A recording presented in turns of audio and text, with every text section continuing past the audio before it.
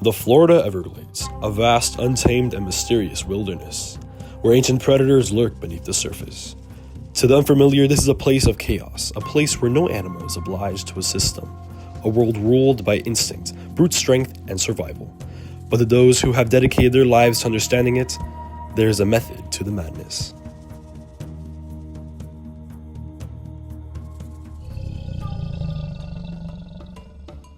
For centuries, humans have dared to coexist with these prehistoric beasts. Some wrestle them with their bare hands, some navigate their waters, and others work to educate the world about their dangerous nature. Today, we meet three men who have mastered living amongst them. Throughout the past 3 decades, Dan has dedicated his craft to locking jaws with Florida's most dangerous reptiles. To most, it's insanity. To him, it's as routinely as brushing his teeth. My name is Dan Coltrane. I've grown up here in South Florida. I've spent my whole life.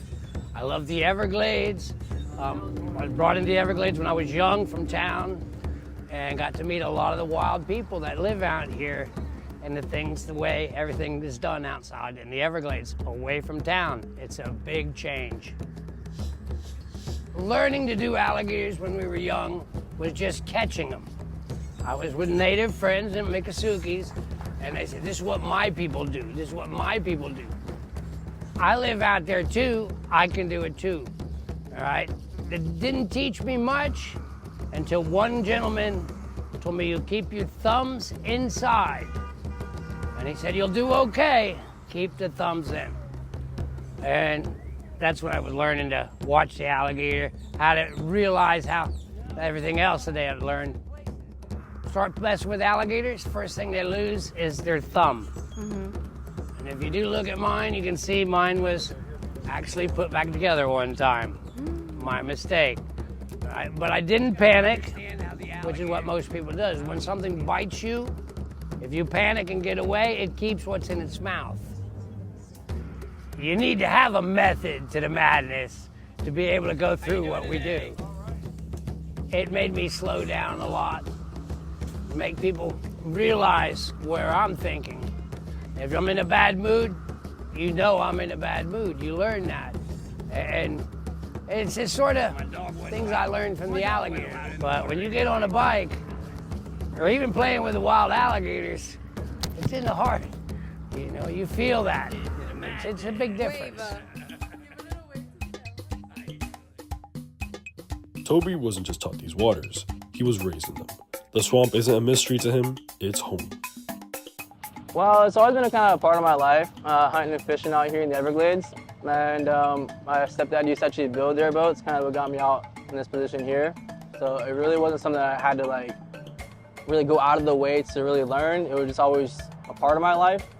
And then when I just started doing it, it just kind of came natural, more or less, you could say.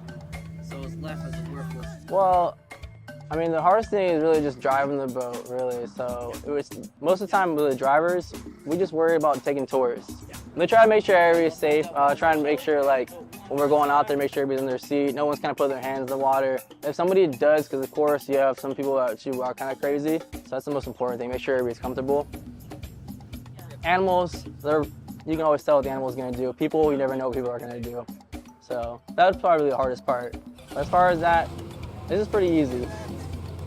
Advice I'd probably give them, again, just don't be scared to do it, just do it. Like you see with the animals, the alligators, you see them pretty close to the boat. When you came out here, you were terrified of it, right? Yeah. You got the experience and it was a great experience. You know, in life, you always gotta go take that extra step. At first glance, it may seem like a death wish, but to Tom, it's a lesson in mastering danger. I've been training animals for 46 years, and my big thing is public awareness. You'll never, if you never see it, you'll never care.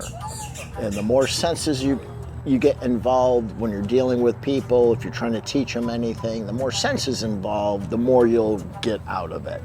And so handling is just to show different things that they can do that you're not going to see if you're just walking around the woods and looking at them. Alligators are also few animals can walk upright and on 4, stretch out. You have to understand the animal. I understand behavior better than anything else. It's like not necessarily what they're thinking, but what they do, how they feel, and it's just my understanding. It's helped my understanding about just life in general. And it's just, you have to have confidence. You can't be afraid, because they go on, they feed off the fear. And it's just having your confidence is the biggest thing. A lot of people think I'm crazy.